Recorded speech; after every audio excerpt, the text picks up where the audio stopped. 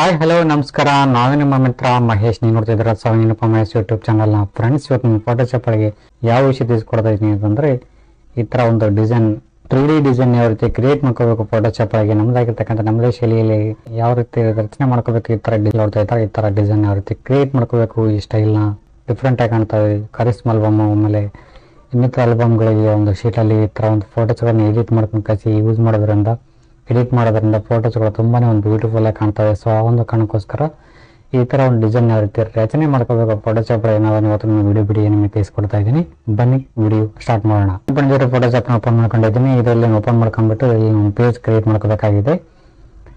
ಯಾವುದಾದ್ರೂ ನೀವು ಪೇಜಲ್ಲಿ ಹೋಗ್ಬಿಟ್ಟು ಇಲ್ಲಿ 8x8x72 ರೆಸಲ್ಯೂಷನ್ ಇಟ್ಕೊಂಡು RGB ಕಲರಲ್ಲಿ 8 ಹೊಡ್ತು, ಆಮೇಲೆ 8 ಸೊ ಈ ಥರ ಇಂಚಸಲ್ಲಿ ನಾನು ಒಂದು ರಚನೆ ಮಾಡ್ಕೊಂಡಿದ್ದೀನಿ. Background white ಬ್ಯಾಕ್ಗ್ರೌಂಡಲ್ಲಿ.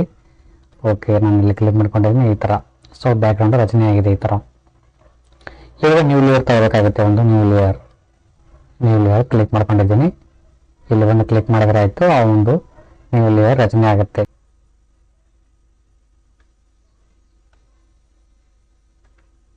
ಈ ಒಂದು ಸೇವ್ ಟೂಲಿಗೆ ಬರಬೇಕಾಗುತ್ತೆ. ಇಲ್ಲಿ ಒಂದು ಕ್ಲಿಕ್ ಮಾಡ್ಕೊಂಡು ರೆಕ್ಟ್ಯಾಂಗಲ್ ಟೂಲ್ ಇದೆಯಲ್ಲ, ಇದೊಂದು ಕ್ಲಿಕ್ ಮಾಡ್ಕೊಳ್ಳಿ. ಕ್ಲಿಕ್ ಮಾಡ್ಕೊಂಡು ಇಲ್ಲಿ ಸೇವ್ ಟೂಲ್ ಇದೆಯಲ್ಲ, ಇದನ್ನ ಕ್ಲಿಕ್ ಮಾಡ್ಕೋಬೇಕಾಗತ್ತೆ.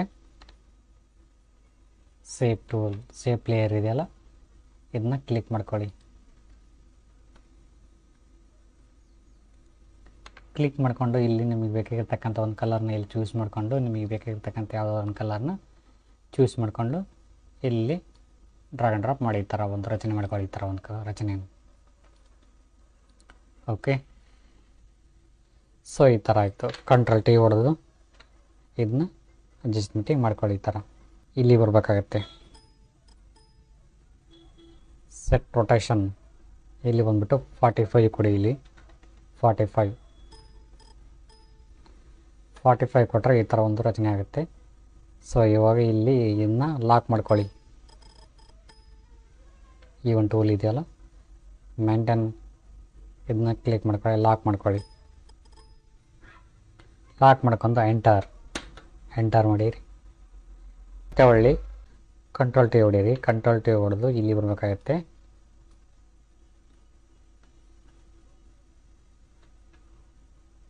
Okay, set.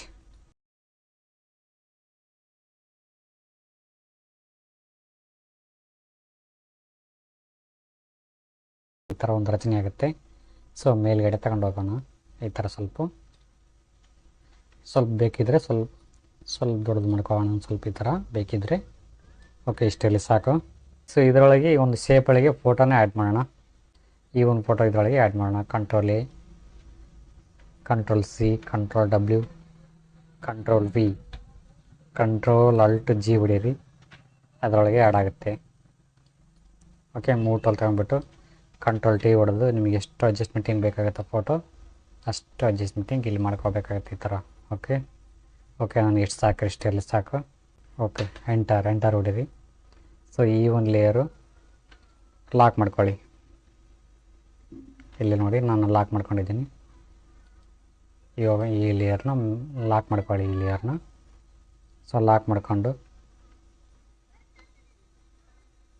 Ctrl+E ಮರ್ಜ್ ಆಗುತ್ತೆ. ಎರಡು ಕೂಡ್ಕೊತಾವೆ ಎರಡು. ಇವಾಗ ಒಂದು ಡೂಪ್ಲಿಕೇಟ್ ಲೇಯರ್ ಮಾಡ್ಕೋಬೇಕಾಗುತ್ತೆ. ಡೂಪ್ಲಿಕೇಟ್ ಲೇಯರ್ ಅಂದರೆ Ctrl+J ಹೊಡೀರಿ. ಇಲ್ಲ ಅಂತಂದರೆ ನಿಮ್ಮ ಮೌಸ್ನ ರೈಟ್ ಬಟನ್ ಕ್ಲಿಕ್ ಮಾಡಿಕೊಂಡು ಇಲ್ಲಿ ಡೂಪ್ಲಿಕೇಟ್ ಲೇಯರ್ ಅಂತ ಇದೆಯಲ್ಲ, ಇದನ್ನ ಕ್ಲಿಕ್ ಮಾಡ್ಕೊಳ್ಳಿ. ಓಕೆ, ಕ್ಲಿಕ್ ಮಾಡ್ಕೊಳ್ಳಿ. ಓಕೆ ಅನ್ನಿ, ಒಂದು ಡೂಪ್ಲಿಕೇಟ್ ಲೇಯರ್ ಆಯಿತು. ಸೊ ಮೇಲ್ಗಡೆ ಲೇಯರ್ ಬಿಟ್ಬಿಡಿ. ಎರಡನೇ ಲೇಯರ್ ಇದೆಯಲ್ಲ, ಈ ಲೇಯರ್ 1 ಇದೆಯಲ್ಲ, ಈ ಲೇಯರ್ನ ಸೆಲೆಕ್ಷನ್ ಮಾಡ್ಕೊಳ್ಳಿ. ಅಲ್ಟ್ ಹಿಡಿದು ಕಾಯಿಸಿ. ನಿಮ್ಮ ಕೀಬೋರ್ಡಲ್ಲಿ ಇರತಕ್ಕಂಥ ಅಲ್ಟ್ ಹಿಡಿದು ಕಾಯಿಸಿ ಏರೋ ಡೌನ್ ಮಾರ್ಕ್ ಇದೆಯಲ್ಲ, ಅದನ್ನ ಪ್ರೆಸ್ ಮಾಡ್ಕೊಳ್ಳಿ. ಎಷ್ಟು ಪ್ರೆಸ್ ಮಾಡ್ಕೋಬೇಕಂದ್ರೆ ಒಂದು ಲೇಯರ್ ಆಗೋವರೆಗೆ ಪ್ರೆಸ್ ಮಾಡ್ಕೊಳ್ಳಿ.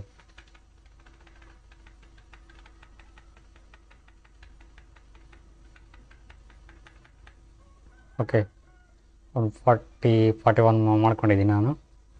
ಸೊ ಈ ಥರ ಒಂದು ರಚನೆ ಆಗಿದೆ ಸೇಪು. ಎಲ್ಲನೂ ಮರ್ಜ್ ಮಾಡ್ಕೊಳ್ಳೋಣ. ಇವಾಗ ಲಿಂಕ್ ಮಾಡ್ಕೊಳ್ಳೋಣ. ಈ ಒಂದು ಲೇಯರ್ಸ್ನೆಲ್ಲನೂ ಲಿಂಕ್ ಮಾಡ್ಕೊಳ್ಳೋಣ. ಕಡೆ ಬ್ಯಾಕ್ಗ್ರೌಂಡ್ ಲೇಯರ್ ಬಿಟ್ಟು, ಆಮೇಲೆ ಮೇಲ್ಗಡೆ ಒಂದು ಲೇಯರ್ ಬಿಟ್ಟು ಲೇಯರಲ್ಲಿ ಹೋಗ್ಬಿಟ್ಟು ನೀವು ಕ್ಲಿಕ್ ಮಾಡಿಕೊಂಡು ಇಲ್ಲಿ layer set from link Ed ಅಂತಿಲ್ಲ, ಇದನ್ನ ಕ್ಲಿಕ್ ಮಾಡ್ಕೊಳ್ಳಿ. ಓಕೆ ಅನ್ನಿ, ಸೆಟ್ ಆಯಿತು. ಇಲ್ಲಿ ಬಂದು ಕ್ಲಿಕ್ ಮಾಡಿದರೆ ಎಲ್ಲ ಬರ್ತವೆ. ಓಕೆ, ಈ ಫಸ್ಟ್ನೇ ಲೇಯರ್ ಕ್ಲಿಕ್ ಮಾಡ್ಕೋಬೇಕಾಗತ್ತೆ. ಮೊದಲನೇ ಲೇಯರ್ ಇವಾಗ ಕಾಪಿ ಲೇಯರ್ ಕ್ಲಿಕ್ ಮಾಡಿಕೊಂಡು F2 ಹೋಗ್ಬೇಕಾಗತ್ತೆ. ಇವಾಗ F2 ಇಲ್ಲಿ ಕ್ಲಿಕ್ ಮಾಡ್ಕೊಳ್ಳಿ. ಕ್ಲಿಕ್ ಮಾಡಿಕೊಂಡು ಲಾಸ್ಟ್ ಒನ್ ಸ್ಟ್ರೋಕ್ ಅಂತಿದೆಯಲ್ಲ, ಸ್ಟ್ರೋಕ್ನ ಕ್ಲಿಕ್ ಮಾಡ್ಕೊಳ್ಳಿ. ಕ್ಲಿಕ್ ಮಾಡ್ಕೊಂಡು ಇಲ್ಲಿ 100 ಇದೆ, ಇಲ್ಲಿ 10 ಕೊಡಿ. 10 ಕೊಟ್ಟು ಡ್ರಾಪ್ ಆನ್ ಸ್ಯಾಡೋ. ಮಲ್ಟಿಪಲ್ ಇದೆ, ನಾರ್ಮಲ್ ಹಾಕಿ. ಇಲ್ಲಿ 100 ಕೊಡಿ, ಇಲ್ಲಿ 90 ಕೊಡಿ. 90 ಇದನ್ನು ಸ್ವಲ್ಪ ಸರ್ಸ್ಕೊಳ್ಳಿ, ಇದನ್ನು ಸ್ವಲ್ಪ ಸರ್ಸ್ಕೊಳ್ಳಿ, ಇದನ್ನು ಸ್ವಲ್ಪ ಸರ್ಸ್ಕೊಳ್ಳಿ ಸೈಜ್. ಓಕೆ ಮಾಡಿ. ಸೊ ಈ ಥರ ಒಂದು ಇಂಟರ್ಫೇಸ್ ಬರ್ತೈತಿ. ಸೊ ನೆಕ್ಸ್ಟ್ ಮತ್ತೆ ಇಲ್ಲಿ ಕ್ಲಿಕ್ ಮಾಡ್ಕೊಳ್ಳಿ. ಕ್ಲಿಕ್ ಮಾಡಿಕೊಂಡು 47ನೇ ಲೇಯರ್ ಇದೆಯಲ್ಲ, ಫಸ್ಟ್ನೇ ಲೇಯರು, ಇದನ್ನ ಕ್ಲಿಕ್ ಮಾಡ್ಕೊಳ್ಳಿ. ಸೆಲೆಕ್ಷನ್ ಮಾಡ್ಕೊಳ್ಳಿ. ಸೆಲೆಕ್ಷನ್ ಮಾಡ್ಕೊಂಡು F2 ಹೋಗ್ಬಿಟ್ಟು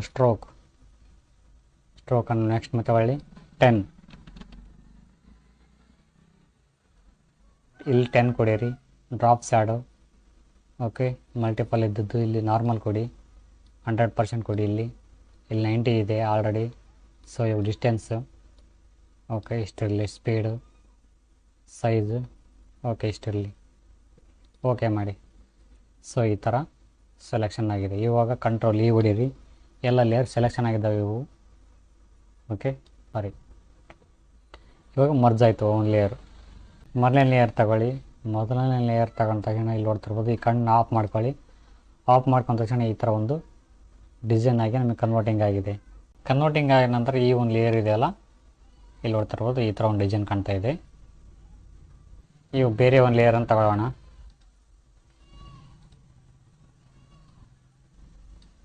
ಓಕೆ, ಬೇರೆ ಒಂದು ಲೇಯರ್ ತಗೊಂಡಿದ್ದೀನಿ.